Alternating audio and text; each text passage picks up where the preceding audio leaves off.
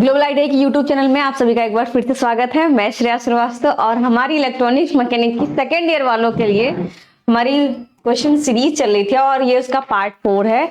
और आपको global ITI की वेबसाइट पर फ्री टेस्ट और फ्री पीडीएफ दोनों ही अवेलेबल है। आप वहां पे जा करके चेक कर सकते हैं और आप पीडीएफ भी देख सकते हैं, वहां पीडीएफ मौजूद है। साथ ही साथ आप टेस्ट भी लगा सकते हैं। ठीक है, चलिए आज ये क्लास स्टार्ट करते हैं। ये पार्ट 4 है। चलिए पहला सवाल लेते हैं और हमारी ग्लोबल आईटीआई की वेबसाइट है www.globaliti.org। ठीक है, यहाँ पे आपको सारे पीडीएफ और टेस्ट अवेलेबल होंगे। क्वेश्चन है हमारा 64, बोल रहा है which fabrication technology is used for the assembly मतलब निर्माण करना, मतलब कोई भी चीज किसी के साथ जुड़ना, असेंबल करना। ठीक है, of the circuit board. Circuit board के बारे में हम सभी को पता है। अब यहाँ पे हमें क्या पढ़ना है, फैब्रिकेशन टेक्निक्स। ठीक है, सर्किट बोर्ड की असेंबली के लिए किस निर्माण तकनीक का उपयोग किया जाता है, सर्किट को बनाने के लिए कौन सी निर्माण तकनीक उपयोग की जाती है। अब आप कहोगे मैम सिंगल साइड में भी, सिंगल लेयर फैब्रिकेशन में भी तो होता है, डबल साइड फैब्रिकेशन में भी तो होता है और प्लेटेड थ्रू होल में भी फैब्रिकेशन होता है, तो तीनों तो लगभग वही है। लेकिन हमारे पास क्या ऑप्शन मिल गया यहाँ पे, माइक्रोचिप फैब्रिकेशन। अब इससे क्या समझ में आ रहा है कि आईसीज के रिलेटेड बात कर रहा होगा, तो पहले इसके बारे में थोड़ा जान लेते हैं, फिर इस क्वेश्चन का आंसर तो आधे बच्चों ने दे दिया होगा। ठीक है, चलिए थोड़ा सा हम जान लेते हैं।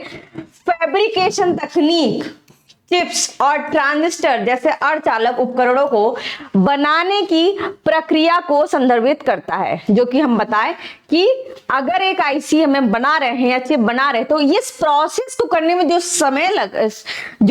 प्रोसेस हो रहा है, जो मटेरियल लग रहा होगा या जो जिस तरीके से किया जा रहा है, इस पूरे प्रोसेस को हम क्या कह रहे हैं, माइक्रोचिप फैब्रिकेशन। ऐसे समझ, एक चिप को बनाने में, एक आईसी को बनाने में, एक ट्रांजिस्टर को बनाने में हमारा जो भी प्रोसेस किया जा रहा है उसको हम क्या कह रहे हैं, माइक्रोचिप फैब्रिकेशन। इतनी सी चीज समझ में आ रही है, फैब्रिकेशन तकनीक के बारे में बताया। इसमें वेफर तैयार। अब आप कहोगे वेफर क्या होता है, तो एक सिलिका की पतली सी लेयर लगाई जाती है, उसको हम वेफर कह रहे हैं। ठीक है, तैयारी। फोटोलिथोग्राफी, जो कि हमने बताया आपको ऑलरेडी पिछली लेक्चर्स में, आप जरूर जाकर के सीरीज जरूर चेक करिएगा, पिछले लेक्चर जरूर चेक करिएगा, वो आपके लिए फायदेमंद होगा। ठीक है, आगे क्योंकि जो भी नेक्स्ट हो रहा है वो पीछे से गुजरा हुआ आ रहा है। ठीक है, नक्काशी, डोपिंग और पैकेजिंग सहित कई प्रमुख चरण शामिल होते हैं। ठीक है, तो इसमें कई चरण में किया जाता है। अब यहाँ पे भी कुछ चीजें लिखी हैं, उनको भी थोड़ा सा देख लेते हैं। माइक्रोचिप बनाने की प्रक्रिया कई चरणों से होती है। ठीक है, हमने बताया कई स्टेप्स में कई सारे प्रोसेस होते हैं, उसके बाद हमारी माइक्रोचिप तैयार होती है। सिलिकॉन पिंड को पहले वेफर में काटा जाता है। ठीक है, वेफर में काटा जाता है मतलब सिलिकॉन की हमारी जो चिप बनानी है तो उसमें सिलिकॉन की पतली सी लेयर लगा करके उसको कटिंग करेंगे। उसके बाद कह रहा है फिर उन्हें साफ करके गर्म किया जाता है, उसको साफ करेंगे और फिर उसको गर्म करेंगे ताकि एक टिकाऊ सिलिकॉन डाइऑक्साइड कोटिंग बनाई जा सके। अब गर्म करने से ये फिक्स हो जाता है, जैसे कि हमने रीफ्लो सोल्डरिंग में देखा था प्रोसेस कैसे हो रहा था, वेव सोल्डरिंग में देखा था प्रोसेस कैसे हो रहा था। ठीक है, गर्म कर रहे थे ना, तो वही बोल रहा है। फिर पतले वेफर को प्रकाश संवेदनशील पॉलीमर से लेपित किया जाता है। फिर पॉलीमर की एक लेयर हम लेपित करते हैं, जिसको हम फोटोलिथोग्राफी बता रहे थे, इसमें नाम आया था फोटोलिथोग्राफी, बता रहे थे ना पिछले लेक्चर्स में, हमने फोटोलिथोग्राफी डिस्कस किया था। ठीक है, अर्धचालक उपकरण विशेष रूप से आईसी जैसे कि माइक्रो प्रोसेसर, माइक्रो कंट्रोलर और मेमोरी जैसे कि रैम, रोम, फ्लैश मेमोरी के निर्माण के लिए उपयोग की जाने वाली प्रक्रिया है। समझ में आया? माइक्रोचिप फैब्रिकेशन मतलब हमारा एक चिप फैब्रिकेशन हो रहा है या एक आईसी फैब्रिकेशन हो रही है और इस प्रोसेस को पूरा हम क्या कह रहे हैं, माइक्रोचिप फैब्रिकेशन। वहां दे। ठीक है, तो इतना हमें समझ में। अब यहाँ पे ऑप्शन में हमारे साथ क्या क्या है, प्लेटेड थ्रू होल फैब्रिकेशन है, डबल साइडेड फैब्रिकेशन है और सिंगल लेयर फैब्रिकेशन है। तो तीनों का ये समझते हैं, तीनों का क्या क्या है। ठीक है, अब सिंगल लेयर की बात करेंगे तो सिंगल लेयर पीसीबी में देख सकते हैं आप, सबस्ट्रेट और ऊपर वाला पार्ट जो दिखा रहा है वो कॉपर फॉइल लेयर है। अब आप कहोगे सबस्ट्रेट क्या है, इसीलिए मैं कह रही हूं कि आपकी थ्योरी अगर क्लियर होगी तो आपको क्वेश्चंस लगाने में मजे आएंगे, खूब अच्छा लगेगा लगाने में। और थ्योरी नहीं क्लियर होगी तो ऐसा रटने वाला हो जाएगा ना चीजें, तो इसलिए आप पहले थ्योरी क्लियर करिए, बुक्स होंगे बुक से पढ़िए, कहीं ना कहीं से आप पढ़िए, ठीक है। चलिए, अब सबस्ट्रेट मतलब जहां कंपोनेंट लगाए जा रहे हैं उनकी बात कर रहा है, ठीक है। सिंगल साइडेड कहेंगे इसको या फिर सिंगल लेयर पीसीबी कहेंगे, क्या कहेंगे, सिंगल साइडेड या सिंगल लेयर पीसीबी। इसमें देखिए हमारा सबस्ट्रेट है, पहला दिखा रहा है, दूसरा दिखा रहा है green solder mask. Solder mask के बारे में हमने पहले भी डिस्कस कर लिया है ना, तो आपको समझ में आ गया कि हाँ भाई ये सिंगल टाइप का है। अब इसका उपयोग कहाँ कहाँ होता है भाई, सिंगल साइडेड है तो थोड़ा सा हम जान लेते हैं। पावर सप्लाईज बनाने में हम इसको उपयोग करते हैं, relays, automatic and industrial usages में भी हम उपयोग करते हैं, टाइमिंग सर्किट सेंसर प्रोडक्ट, ठीक है, टाइमिंग सेंसिंग जो सर्किट होती है उसमें भी हम सिंगल साइडेड वाला उपयोग कर सकते हैं। दूसरा आपके सामने है डबल साइडेड पीसीबी बोर्ड, और हमने आपको बताया था इसमें कि देखिए ये आप ग्रीन वाला लेयर देख रहे हो और ये लाल वाली लेयर देख रहे हो, मतलब दोनों साइड पीसीबी के हम फैब्रिकेशन कर सकते हैं इसमें, ठीक है। तो ये कहाँ का उपयोग हो रहा है, industrial controls, power supply, converter, control release में उपयोग हो रहा है। और तीसरा है हमारा मल्टी लेयर पीसीबी, ठीक है, जो कि कहाँ कहाँ यूज हो रहा है, हमारा कंप्यूटर में, फाइल सर्वर और सेलफोन में हमारा मल्टी लेयर पीसीबी यूज होता है, ठीक है। तो अभी इसको डिस्कस करेंगे, इसके पहले हम अपने क्वेश्चन पे आ जाते हैं, वरना आप क्वेश्चन से भटक जाओगे, ठीक है। चलिए, तो हमारा इस क्वेश्चन का आंसर क्या होगा, माइक्रोचिप फैब्रिकेशन, ठीक है। तो कहोगे आप कितना सब कुछ समझाया, क्योंकि भाई आप इसके बाद कंपटीशन दोगे, अच्छे जगह जॉब पानी होगी आपको, तो ये चीजें क्लियर करके चलना चाहिए, ठीक है। तो पहला का आंसर क्या हो जाएगा, माइक्रोचिप फैब्रिकेशन। क्वेश्चन फिर से हम दोहरा देते हैं, सर्किट बोर्ड की असेंबली के लिए किस निर्माण तकनीक का उपयोग किया जाता है, तो माइक्रोचिप फैब्रिकेशन का। अब एक सामने आपके कुछ यहाँ पे सवाल है, उसको देख लेते हैं हम। क्या कह रहा है ये हमारा, एसएमडी प्रतिरोधक का आकार क्या होता है, चार ऑप्शन थे, तो एक ऑप्शन हमारा था आयताकार। एसएमडी के प्रतिरोध कह लो या संधारित्र कह लो, ठीक है, उनका भी आकार हमें आयताकार ही मिलेगा, यानी रेक्टेंगुलर। इंग्लिश वाले बच्चों के लिए रेक्टेंगुलर साइज के हमें मिलेंगे, ठीक है। और ये क्वेश्चन आया हुआ है आरआरबी पटना एएलपी 2001 में, ठीक है। चलिए अगले सवाल पे हम चलते हैं, उससे पहले कुछ और देख ले, उसके और आगे चीजें देखेंगे, ठीक है।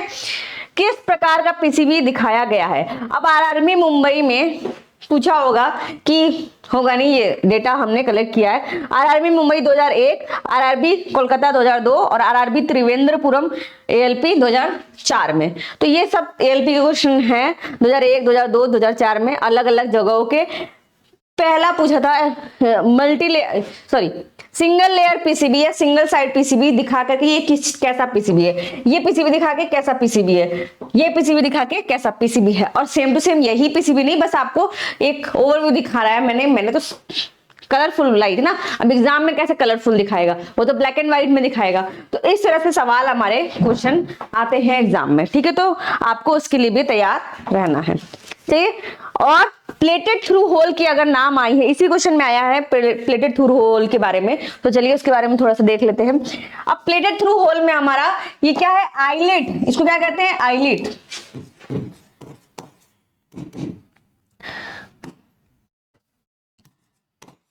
आईलेट्स कहते हैं इसको, ठीक है। जब हमारी ट्रैक खराब हो जाती है, जैसे ये ट्रैक हमारी उखड़ने लगती है, तो हम आईलेट को बदल देते हैं। किसको बदलते हैं, आईलेट को बदल देते हैं, और हमारा ट्रैक सही हो जाता है। ये जो ट्रैक है ये हमारी कॉपर की होती है,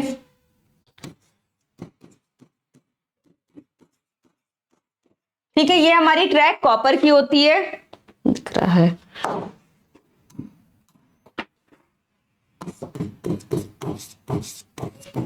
कॉपर की होती है, ये नहीं,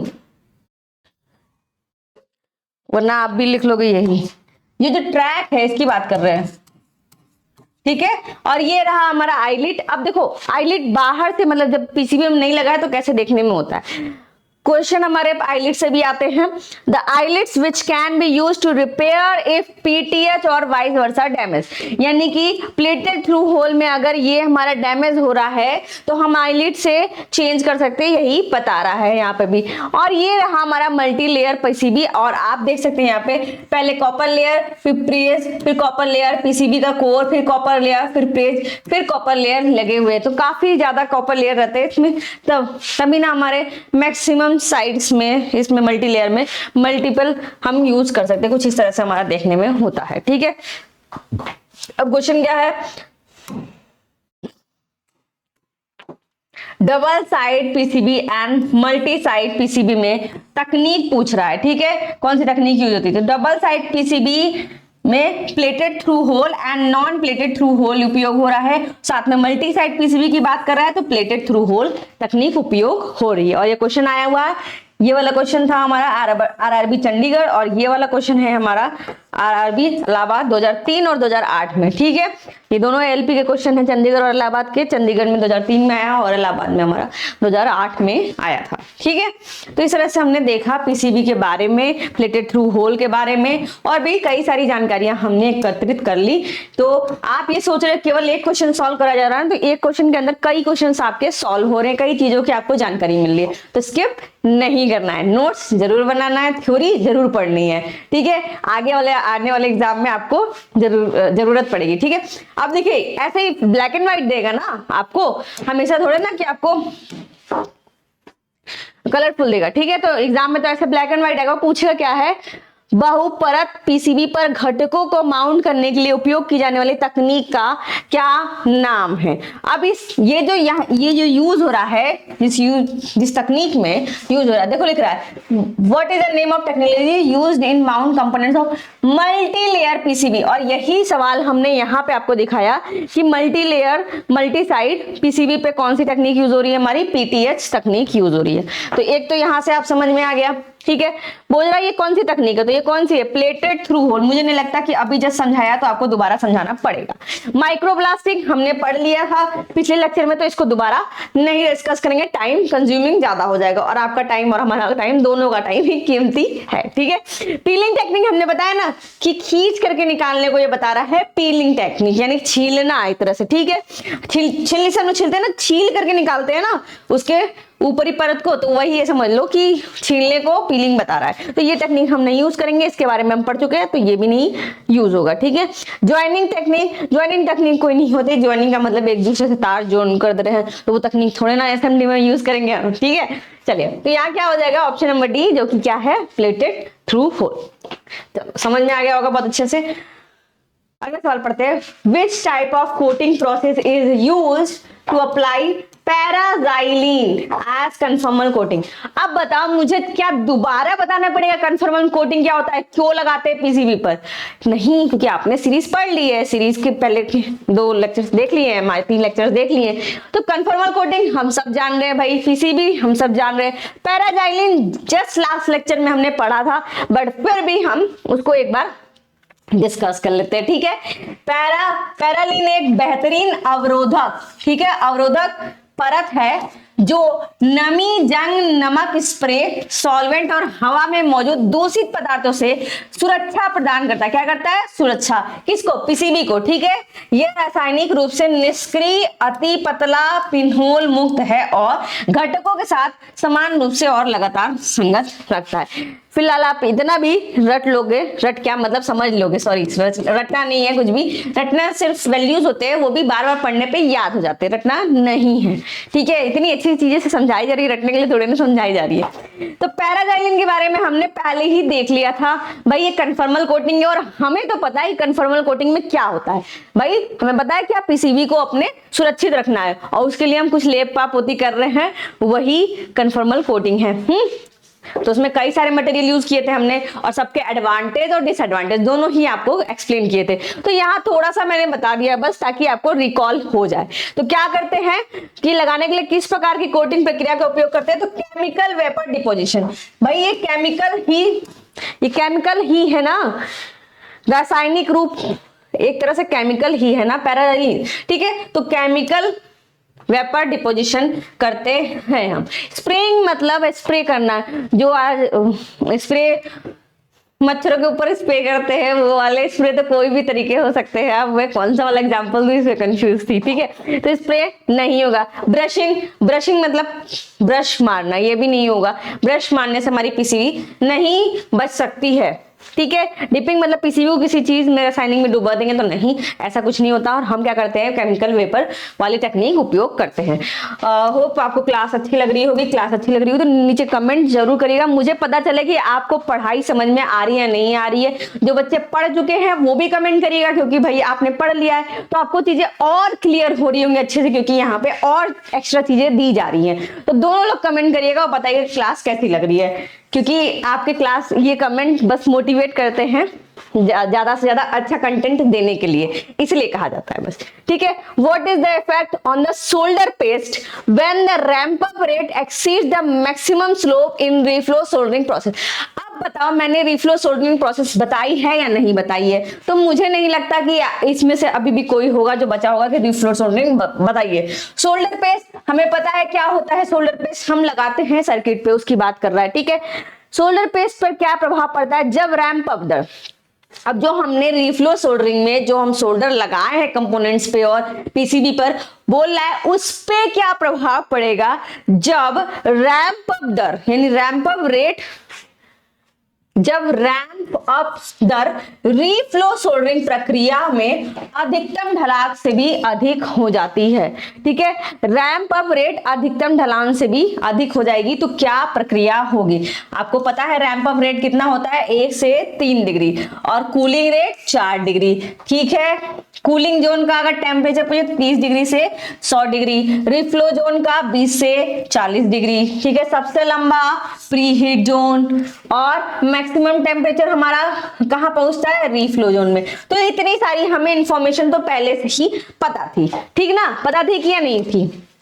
अब हमें क्या बता रहा है कि रीफ्लो सोल्डरिंग में रैंप अप रेट से एक्सीड होने पे क्या होता है। तो देखो ये क्या होता है, स्पैटरिंग हो जाता है।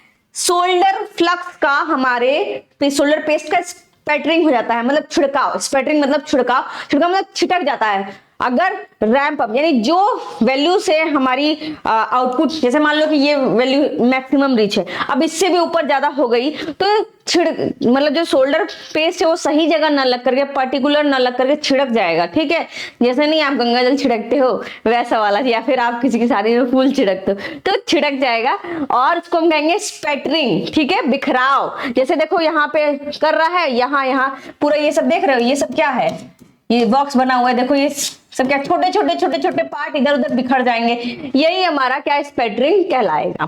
ठीक है, फ्लक्स स्पैटरिंग प्रभाव फ्लक्स रसायन चयन और रिफ्लो प्रोफाइल अनुकूल से प्रभावित होता है। ठीक है, वो बता रहा है कि कैसे स्पैटरिंग हमारे प्रभावित होती है, मतलब कैसे स्पैटरिंग होता है। ठीक है, तो कौन सा इफेक्ट हो जाएगा, हमारा स्पैटरिंग प्रभाव हमें देखने को मिलेगा।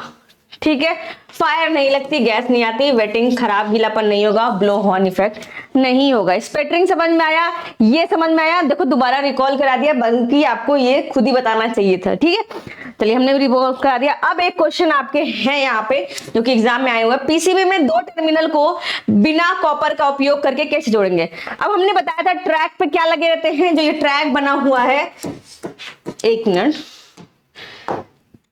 जो ये दिख रहा है, ये आपको ये ऐसे ये ट्रैक दिख रहा है, तो ये मैंने बताया था कॉपर का बना होता है। अब कह रहा है बिना कॉपर के अगर कनेक्शन करना, जहां पे कॉपर नहीं तो वहां कैसे करेंगे, तो जंपर का उपयोग करते हैं। क्या करते हैं, जंपर का उपयोग करते हैं। ठीक है, आंसर है जंपर। जंपर का मतलब समझ रहे हो, नाम से पता चल रहा होगा, जंप मतलब कूदना होता है, और जंपर मतलब एक जगह से कूद के दूसरी जगह एक तार लगा दिया, वही हमारा जंपर हो जाता है। कनेक्शन बनाना बस। ठीक है, और ये क्वेश्चन आया है आरआरबी सिकंदराबाद ALP 2001 का। चलो समझ में आ गया, वेरी गुड। तो इसका क्वेश्चन का आंसर हमने देख लिया, ऑप्शन नंबर डी हो जाएगा, है ना। चलो अगला देखते हैं, what is the effect on components after the ramp up rate exceed the maximum slope in the heat zone of reflow soldering process. Ramp up दर रीफ्लो सोल्डरिंग प्रक्रिया के हीट जोन में अधिकतम ढलान से अधिक होने, जब देखो अधिकतम ढलान से जब अधिक हो जाएगा तो कौन सी इफेक्ट आएगा, स्पैटरिंग। स्पैटरिंग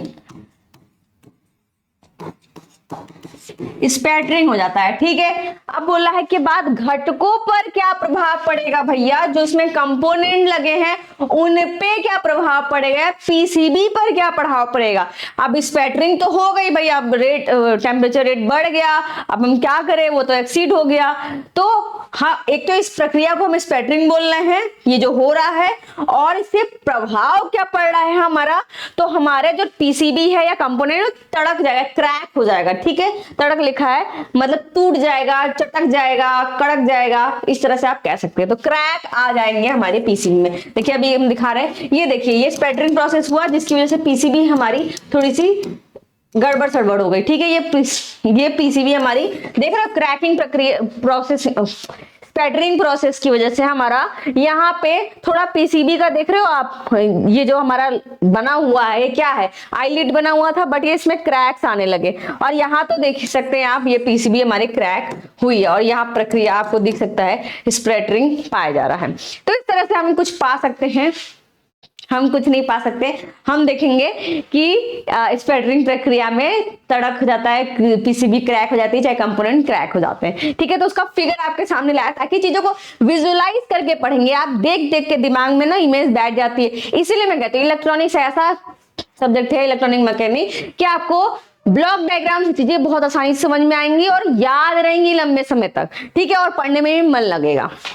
चलिए क्वेश्चन हम देखते हैं, क्वेश्चन तो हमने देख लिया, अब हम थोड़ा सा एक्स्ट्रा नॉलेज वाला देख लेते हैं। पीसीबी में एक ही और सोल्डर सरफेस होती है तो उसको क्या कहते हैं, सिंगल साइड लेयर या सिंगल साइड पीसीबी, ठीक है। और ये क्वेश्चन आया है डीएमआरसी मेंटेनर इलेक्ट्रॉनिक वालों के में 2014 में, ठीक ठीक।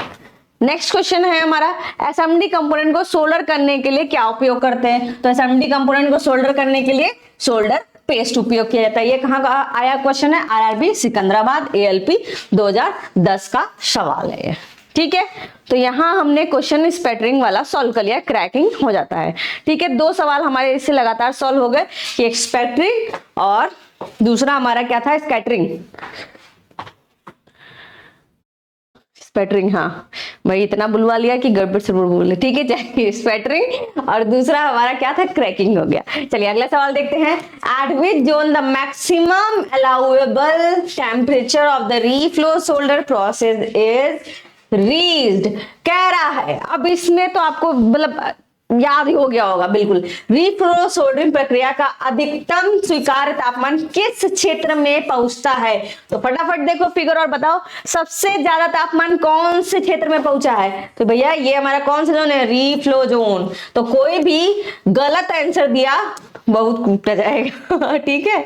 रीफ्लो जोन में हमारा सबसे ज्यादा तापमान होता है, ठीक है। इतनी दूर से तो पिटाई नहीं हो सकती है, तो अपने आप को ही पीट लेना अगर गलत आंसर दिया है तो, ठीक है। चलो यहाँ हमने सब समझाया था कि प्री हीट जोन सबसे लंबा होता है, रैंप अप रेट 1 से 3 डिग्री होता है, और हमारा टेम्परेचर रीफ्लो जोन का कितना होता है, 20 से 40 डिग्री, और साथ में कूलिंग जोन का टेम्परेचर 30 से 100 डिग्री, और कूलिंग रेट हमारा 4 डिग्री सेल्सियस होता है, ठीक है। ऐसा कुछ भी नहीं है जो नहीं समझाया था, सब समझाया हुआ ही है। अब नेक्स्ट क्वेश्चन है, what is the purpose of apply polymer coating on the PCB. अब बताओ purpose of apply polymer coating, याद करो फोटोलिथोग्राफी, पॉलीमर क्यों अप्लाई कर रहे थे, पीसीबी पर जंग न लगे, उस पर नमी न हो, नमी का प्रभाव न पड़े, जंग का प्रभाव न पड़े, याद आया, ठीक है। thin layer of polymer applied to the copper trace of a printed circuit board, PCB के कॉपर का जो ट्रैक था, ट्रेस जिसको कह रहे हैं, उस पे हम पॉलीमर की लेयर लगा रहे हैं भैया। और किस लिए लगा रहे हैं, टू प्रोटेक्ट अगेंस्ट ऑक्सीडेशन, ऑक्सीकरण ना मिले, ना हो, सॉरी ना हो, शॉर्ट सर्किट ना हो, जंग ना लगे, और अदर प्रॉब्लम समझा चुके हैं, वापस से लिख देता कि थोड़ा सा याद रहे आपको, इसलिए, ठीक है।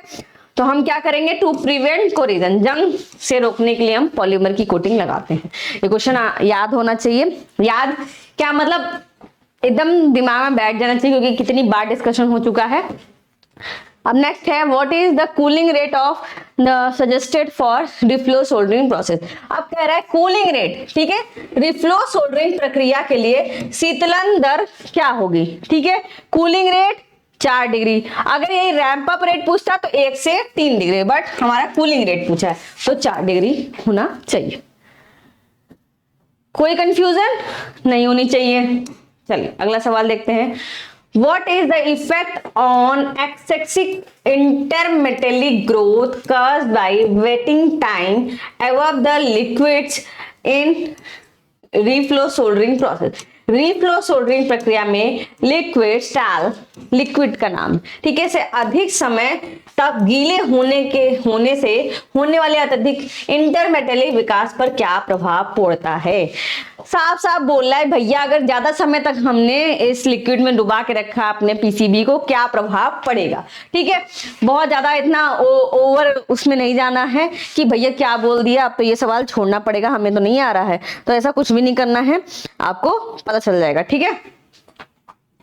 तो क्या होता है भंगुरता, भंगुरता पता ना कि इसमें जो हमारे क्रैक हो जाते हैं, देखो ज्वाइंट बिटर, ऐसा ज्वाइंट बन जाता है कि वो तड़ाक से टूट जाएगा, ठीक है। अगर जो ये मिक्सचर है, जो ये लिक्विड है, इसके अंदर ज्यादा समय तक, एक समय है उस समय से ज्यादा समय तक हम करेंगे तो हमारी पीसीबी भंगुर हो जाएगी, ठीक है, जल्दी जल्दी टूटने लगेगी। भंगुर किसी पदार्थ का वह गुण जो तनाव के अधीन होने पर टूट जाता है, लेकिन टूटने से पहले विकृत होने की थोड़ी सी प्रवृत्ति रखता है। टूटेगा बट थोड़ा सा ये सह सकता है और थोड़ी सी विकृत होने की प्रवृत्ति रखता है। तो क्या होगा आंसर, ज्वाइंट ब्रिटलनेस, ठीक है। चलो अगला सवाल देखते हैं। What caused decrease in flux cleaning action leads to poor wetting and defective solder joint in reflow soldering process? क्या कारण है फ्लक्स सफाई की कार्रवाई में कमी से रिफ्लो सोल्डरिंग प्रक्रिया में खराब गीलापन और दोषपूर्ण सोल्डर ज्वाइंट होता है। देखो क्या कारण है कि उसको सही तापमान पे सही समय तक के लिए इफ इनसफिशिएंट टाइम और टेम्परेचर, मतलब सही समय और सही तापमान ना दिया जाए तो हमारी प्रोसेस अधूरी रह जाएगी और उसमें कुछ ना कुछ दिक्कत हो जाएगा, ठीक है। अगर परीक्षा में आपको जैसे सवाल दे दिया गया 3 घंटे का और आपको समय दिया गया सिर्फ 1 घंटे का, तो क्या आप सवाल सॉल्व कर पाओगे? नहीं, तो ऐसा नहीं होता, हमें सही समय सही तापमान सब चीजों के अकॉर्डिंग ही कार्य करना होता है, तो इस वजह से यही इफेक्ट होगा, ठीक है। बहुत छोटा सा सवाल था, बहुत ऐसा था, ठीक है। यही हमारा रिफ्लो सोल्डरिंग प्रोसेस है। कितनी बार समझाए कि प्रोसेस को, ठीक है। चलिए नेक्स्ट क्वेश्चन पढ़ते हैं हम, क्या बोल रहा है। How the damaged wires in PTS circuit board are repaired. अभी हमने बताया कि पीटीएस सर्किट बोर्ड में क्षतिग्रस्त जो भी वॉइस या उस जो हमारी क्षतिग्रस्त पीसीबी होती है उसमें ट्रैक हम कैसे करते हैं भैया, तो हम आईलिड्स को उपयोग करते हैं कि नहीं करते। अभी जस्ट पिछले स्लाइड्स में कंप्लीट किया था इस चीज को कि आईलिड्स को हम चेंज कर देंगे और हमारे ट्रैक्स को इस तरह से इसको चेंज करके सही कर दिया जाता है। चलो अब ये लिखा है पीसीबी में कंपोनेंट को कनेक्ट करने के लिए। क्वेश्चन था हमारा पीसीबी में कंपोनेंट को आपस में कनेक्ट करने के लिए क्या रहता है। 4 ऑप्शन थे हमारे, तो एक ऑप्शन था कॉपर ट्रैक। क्या बना होता है? कॉपर का ट्रैक, जो कि अभी आपको जस्ट पिछली स्लाइड में बताया, ठीक है। और ये क्वेश्चन आया है आरआरबी कोलकाता में एएलपी में 2002 में, ठीक है। तो यहां से ये क्वेश्चन हमारा कवर हो गया। चलो नेक्स्ट है What is the fusing factor of rewirable HRC fuse? पुनः उपयोग करने वाले HRC फ्यूज का फ्यूजिंग फैक्टर क्या है। अब चलो फ्यूजिंग फैक्टर की बात हो रही है तो पहले थोड़ा थोड़ा सब कुछ समझ लेते हैं, ठीक है।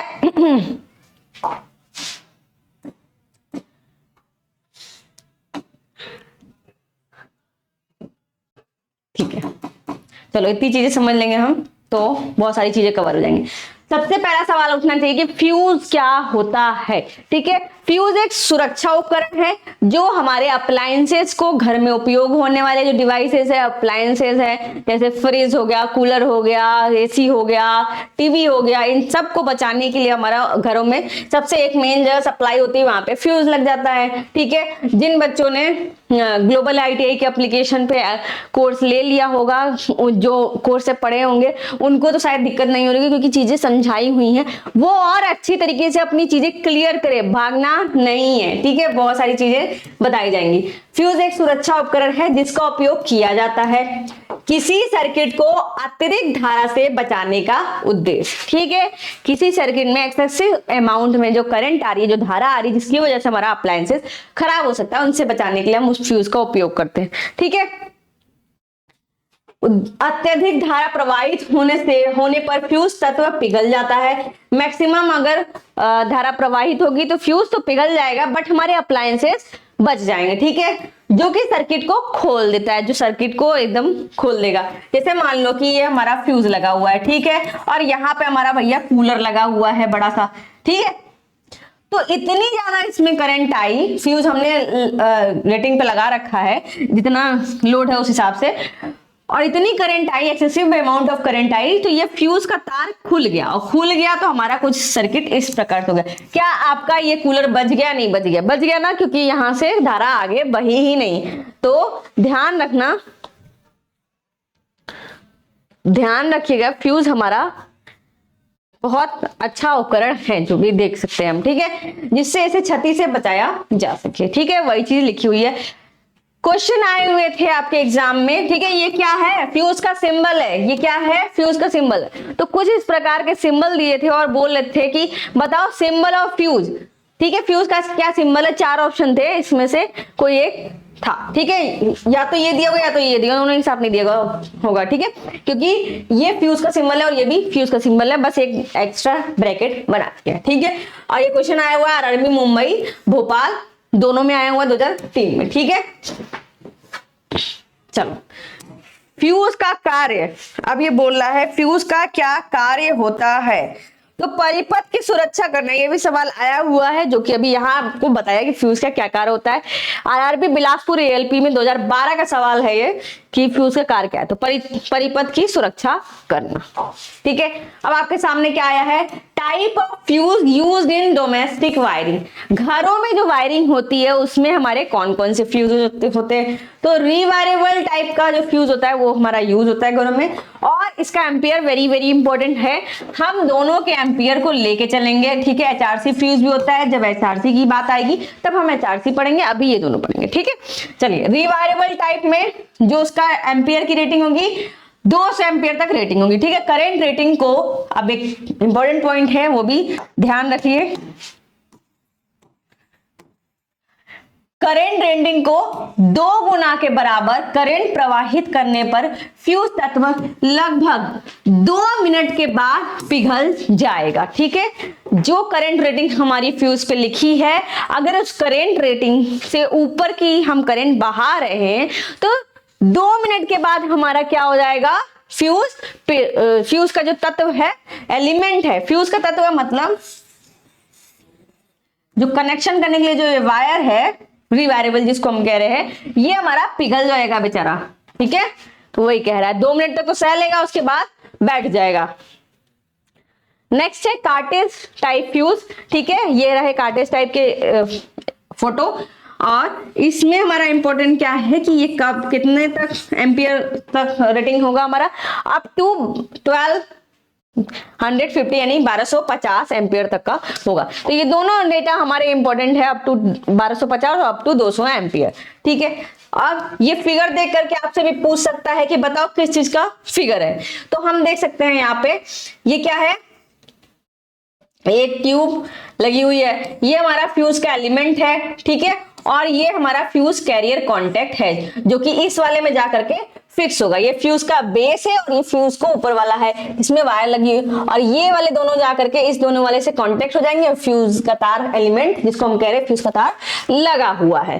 ठीक है, इसको हम कहेंगे किट कैट फ्यूज। ठीक है। अब ये वाला कौन सा है, ये कांच के ग्लास में होता है, कुछ देखने के इस प्रकार होता है और इनकी वैल्यू हमारी यहाँ पे मेंशन होती है। ठीक है, इनकी वैल्यू हमारी यहाँ पे मेंशन होगी, चाहे बीच में मेंशन होगी, बीच में कागज पे मेंशन होगी या इस वाले में हमारी साइड में यहाँ पे मेंशन होती है। Fuse rating is written on the fuse 1.3 ampere या 13 एम्पेयर, जो भी लिखा होगा ये यहाँ पे लिखा होगा। कह रहा है कभी कभी फ्यूज की रेटिंग जो है एंड में लिखी होती है। ठीक है, चलो यहां से हमने इतनी चीजें जानकारी ले ली। अब इस वाले में देखें, सवाल है कौन से टाइप का फ्यूज है, तो ये हमारा ये फिगर दे दिया था, ये फिगर दे दिया था, ये सब नहीं लिखा था, बस ये फिगर दे दिया था। अब पूछ रहा था कौन से टाइप का फ्यूज है, तो ये हमारा कौन सा टाइप का है, किटकैट फ्यूज है और ये क्वेश्चन आया हुआ है आरआरबी रांची एएलपी 2003 में। ठीक है, चलिए अब इतनी सारी जानकारी ले ली तो अब ये वाला भी थोड़ा सा पढ़ लेते हैं। एमसीबी का फुल फॉर्म पूछा हुआ है हमारा सवाल। ठीक है, what is the full form of MCB, तो क्या होगा, मिनिएचर सर्किट ब्रेकर। और ये क्वेश्चन पूछा हुआ डीएमआरसी मेंटेनर इलेक्ट्रॉनिक्स 2014 में, आरआरबी कोलकाता एएलपी 2002 में भी ये सवाल आया हुआ है। ठीक है, अभी इसको रुको, हाँ सब मुझे पता है कि आपको आ रहे होंगे, लेकिन थोड़ा और जानकारी ले लेते, जब इतनी सारी जानकारी मिल रही है तो क्यों ना ले ले। हाँ चलो, करंट रेटिंग, 3-4 चीजें हमें ध्यान में रखनी है। Current rating, fusing rate, fusing current और cut off factor, fusing factor, fusing और एचआरसी फ्यूज। चलो अभी देखते हैं फटाफट इनको भी कवर करते हैं। करंट रेटिंग की बात करें तो safe maximum current, safe maximum current can pass continuously without overheating. Current rating क्या होती है, जो हर फ्यूज पे लिखी होती है, उसका मतलब है कि भैया हम इतना भार सहन कर सकते हैं, इतना ही हमसे बहाओ, इससे ज्यादा बहाओगे तो हम फूक जाएंगे, चाहे हम एलिमेंट को पिघला देंगे। ठीक है, ये होती है उसकी करंट रेटिंग। समझ में आया? अब लिखा हुआ है उसी को टेक्निकल भाषा में, फ्यूज की करंट रेटिंग वह अधिकतम करंट है, वह अधिकतम करंट है जिसे फ्यूज तार पिघलाए बिना उसमें से प्रवाहित किया जा सकता है। जब उस उपकरण को रेटेड वोल्टेज की आपूर्ति दी जाती है तो उसमें से रेटेड करंट प्रवाहित होता है। ठीक है, तो उस पर रेटेड वोल्टेज भी लिखा होता है, अगर उतना वोल्टेज हम दे रहे हैं तो उसमें से उतना करंट हमारा फ्लो हो सकता है। मतलब आखिर सांस तक वो इतने पे आराम से चलेगा भैया। इसके अंदर जो भी, जैसे किसी की क्षमता है 5 किलो उठाने की, तो वो 5 किलो उठा के चल सकता है जब तक उस पे और ज्यादा बोझ न डाला जाए। ठीक है, तो और ज्यादा बोझ डालेंगे तो वो बैठ जाएगा। उसी तरह से हमारा करंट रेटिंग, तो इस समझ में आ गया वो करंट रेटिंग क्या होता है। अगला फैक्टर हमें समझना है फ्यूजिंग करंट क्या होता है। The current eight which the fuse element melts.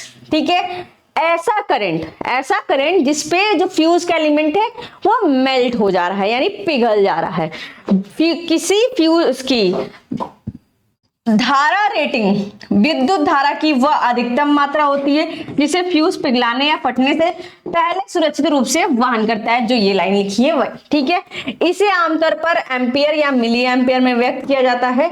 उदाहरण के लिए 5 एम्पियर रेटेड फ्यूज 5 एम्पियर तक की धारा को संभाल सकता है। ठीक है, 5 एम्पियर की धारा तक को संभाल सकता है, लेकिन 5 एम्पियर से जैसे ही धारा बाहर जाएगी, 6 एम्पियर 8 एम्पियर होगी, तो उस समय हमारा क्या होगा, फ्यूज का एलिमेंट पिघल जाएगा और उस करंट को जो उससे बहाई गई, मतलब जो रेटिंग करंट थी उससे अधिक जो रेटिंग आई, वो हमारा क्या कहेगा, फ्यूजिंग करंट कहलाएगा। ठीक है, चलो इतना समझ में आ गया होगा। अब कट ऑफ फैक्टर लिखा हुआ है, कह रहा है टाइम यानी period taken a fuse to interrupt the circuit in the event of the fault.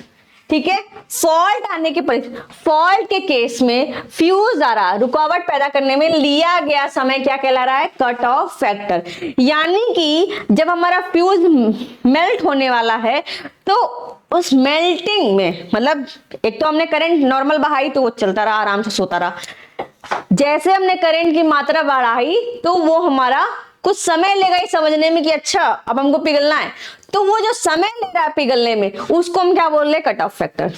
ठीक है, समझ में आ गया। चलो नेक्स्ट है पॉइंट हमारा, फ्यूजिंग फैक्टर क्या होता है। फ्यूजिंग फैक्टर यानी रेटेड करंट हमें सबको पता है, जितना लिखा होगा भैया हम जितना सहन सकती है मेरी, वो हमारा रेटेड करंट है। कह रहा है मिनिमम फ्यूजिंग करंट, यानी कि वो बहुत मिनिमम यानी सबसे कम फ्यूजिंग करंट यानी फ्यूजिंग धारा पता चल गया, रेटेड करंट से ऊपर वाली धारा को हम फ्यूजिंग धारा बोल रहे हैं, वही फ्यूजिंग धारा और उसके अनुपात, किसका, रेटेड करंट का अनुपात क्या कहलाता है, फ्यूजिंग फैक्टर। न्यूनतम फ्यूजिंग धारा और फ्यूज की धारा रेटिंग का अनुपात होता है। फ्यूजिंग कारक यानी फ्यूजिंग फैक्टर का मान सदैव 1 से, ठीक है, फ्यूजिंग फैक्टर हमेशा 1 से अधिक होता है। आया समझ। फ्यूजिंग फैक्टर देखो, अब फ्यूजिंग फैक्टर की बात आई है तो ये इंपॉर्टेंट पॉइंट्स है, इसे हम देख लेते हैं। रिवायरेबल फ्यूज का फ्यूजिंग फैक्टर पूछ सकता है आपसे, तो रिवायरेबल फ्यूज का फ्यूजिंग फैक्टर कितना होगा, 1.4 से 1.7, और ये 2 एम्पियर तक भी जा सकता है। और सॉरी, एम्पियर नहीं, क्योंकि ये हम फैक्टर है, किसी का भी अनुपात हमारा, जैसे फ्यूजिंग करंट और रेटेड करंट का अनुपात है हमारा, तो इसकी यूनिट नहीं होगी, ठीक है। HRC फ्यूज की बात कर रहा है तो इसकी फ्यूजिंग फैक्टर कितनी है, 1.1। अब आपको यहां से आपका आंसर मिल गया होगा, ठीक है। HRC फ्यूज की फ्यूजिंग फैक्टर कितनी होती है, 1 होती है। ओवर करंट सुरक्षा के लिए चयनित फ्यूज का फ्यूजिंग फैक्टर 1.4 से अधिक नहीं होना चाहिए। जो भी फ्यूज ओवर करंट यानी अत्यधिक करंट धारा से हमें प्रभावित होने के लिए बचा रहा है, अत्यधिक धारा प्रभावित होने के लिए बचा रहा है, उसका फ्यूजिंग फैक्टर 1.4 से ज्यादा नहीं होना चाहिए, ठीक है। और रिवायरेबल का हम देखें इसे 0.4 से 1.7 तक। HRC फ्यूज का 1.1। तो हमें लगता है जो भी फ्यूजिंग फैक्टर की जानकारी थी वो हमने कवर कर ली, ठीक है। चलो इसको हम समझाते हैं, इसके पहले हम जो क्वेश्चन था हमारा उस पर चलते हैं, क्योंकि फ्यूजिंग फैक्टर वरना आप भूल जाएंगे। फ्यूजिंग फैक्टर किसका पूछ रहा था, HRC फ्यूज का, और हमने अभी देखा जस्ट HRC फ्यूज का फ्यूजिंग फैक्टर कितना था, 1.1, ठीक है। चलो सारे जो टर्मिनोलॉजी थी सारी समझ में आ गई होगी, उसमें कोई भी दिक्कत नहीं होगी। अब ये वाला फिगर किस लिए, ये तो पहले तो ये पूछेगा कि ये किस चीज का फ्यूज है या किस चीज का फिगर है, तो कार्टेज टाइप फ्यूज का ये फिगर है, ठीक है। कार्टेज टाइप का, अब इसमें नंबर दिए हुए हैं, आपसे सवाल पूछ सकता है ये क्या है एक्स करके, ये क्या है एक्स करके, तो इसको लिख दो हेड कांटेक्ट। क्या है, जो ये फिगर दिखाया आपको, यहां पे आपको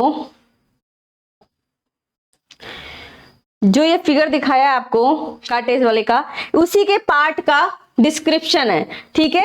ये क्वेश्चन आते हैं एग्जाम में, इसलिए यहां लिए गए, ठीक है। हेड कांटेक्ट, इसको हम कहेंगे फुट कांटेक्ट,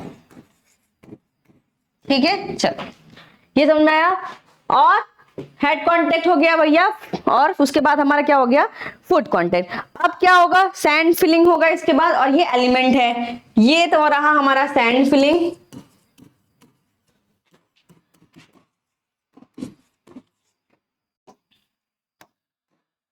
ठीक है। ये हमारा सेरामिक का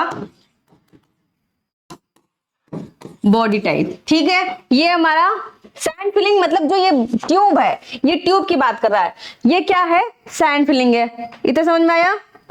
चलो सेरामिक फ्यूज बॉडी हो गई, सैंड फिलिंग हो गया। अब क्या बचा है इसमें, एक तो ये एलिमेंट बचा हुआ है और दूसरा हमारा ब्रेक इंडिकेटर बचा हुआ है ना। ये रहा हमारा एलिमेंट, जो ये बीच वाला तार दिखा रहा है पतला सा, उसको हम क्या करे हैं, एलिमेंट, फ्यूज एलिमेंट, ठीक है, फ्यूज एलिमेंट कहेंगे। और ये क्या है हमारा, जो स्प्रिंग की तरह दिख रहा है वो हमारा ब्रेक इंडिकेटर,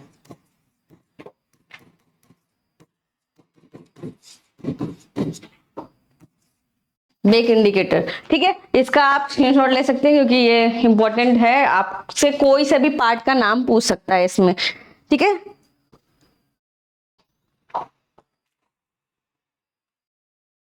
इतना समझ में आ गया, और इस क्वेश्चन का आंसर भी हमें पता चल गया कितना होगा, 1.1। और साथ में हमें बहुत सारे और एक्स्ट्रा नॉलेज भी मिली, जो कि आगे आने वाले एग्जाम में और आगे आने वाले कॉम्पिटिटिव एग्जाम के लिए बहुत आवश्यक है, ठीक है। अगला सवाल क्या कह रहा है, what is the current rating of cartridge fuse used for domestic wiring. अब डोमेस्टिक वायरिंग समझ गए, कार्टेज फ्यूज अभी जस्ट फिगर दिखाया, ठीक है, ये कार्टेज टाइप का फ्यूज है। अब इसमें पूछ रहा है घरेलू वायरिंग के लिए इस्तेमाल होने वाले कार्टेज फ्यूज की करंट रेटिंग, और अभी जस्ट हमने ये डिस्कस किया कि कार्टेज फ्यूज की करंट रेटिंग कितनी होगी, अप टू 1250। चलो तो फिर क्या लगाना है फटाफट, 1250 बिना किसी कंफ्यूजन के। अगला सवाल है, घरेलू वायरिंग के लिए उपयोग की जाने वाले पुनः उपयोग यूज योग्य फ्यूज की करंट रेटिंग क्या है। ये भी हमने डिस्कस किया, किसकी, रिवायरेबल की करंट रेटिंग।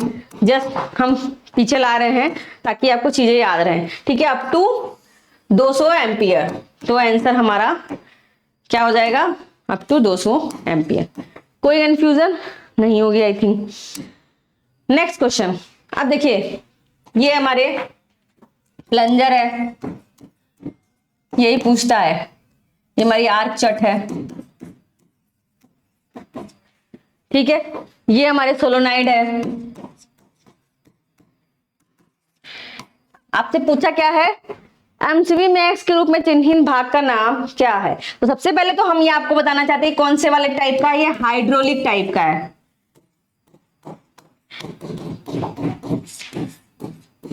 आपसे ये भी सवाल पूछता है कि ये कौन से टाइप का, तो ये हाइड्रोलिक टाइप एमसीबी है, और इसमें आपसे कुछ भी दिखा के पूछ सकता है क्या है, तो इसका नाम है सोलोनाइड, ठीक है। अब समय बर्बाद होते हुए यहाँ डायरेक्ट समझ लेते हैं कि ताकि जल्दी कवर हो जाए, ठीक है।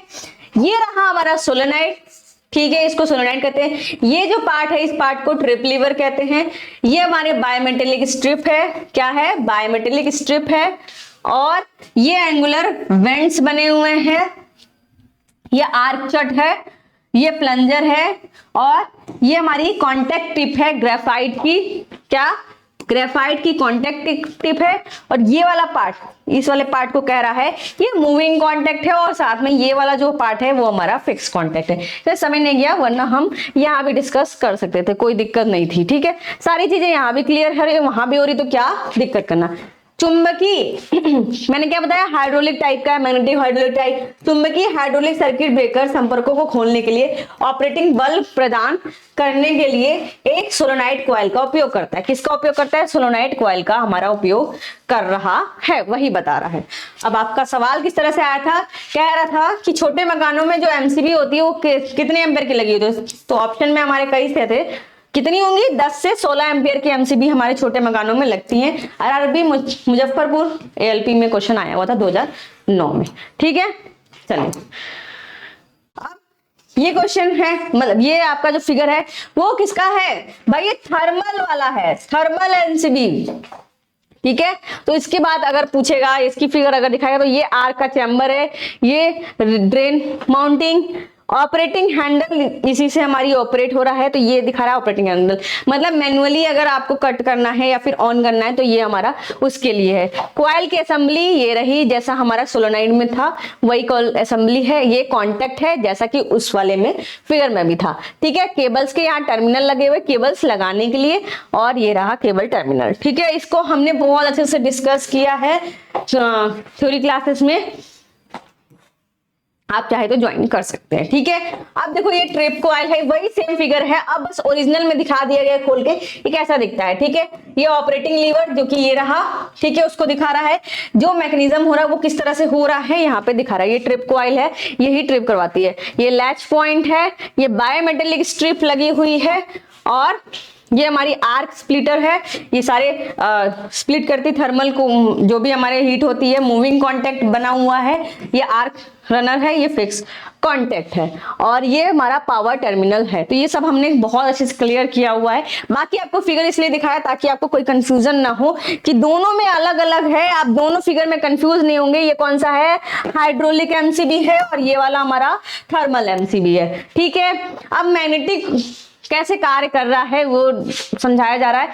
जैसे जब हमारा कांटेक्ट क्लोज होता है, ठीक है, ये क्लोज कांटेक्ट लाइन बनी हुई है, ठीक है, तो ये हमारा इस तरह से यहाँ से अभी सटा हुआ नहीं है, तो ये मैग्नेटिक एलिमेंट है, ठीक है, दूर है।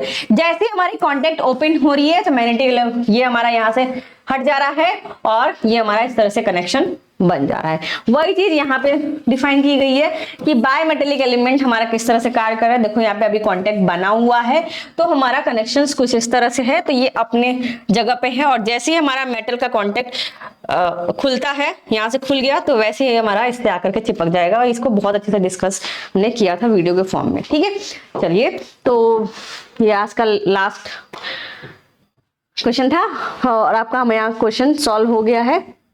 हमारा आंसर क्या हो जाएगा, सोलोनाइड, ठीक है। तो क्लास कैसी लगी जरूर बताइएगा और कमेंट जरूर करिएगा। मिलते हैं फिर नेक्स्ट क्लास में, तब तक के लिए थैंक यू।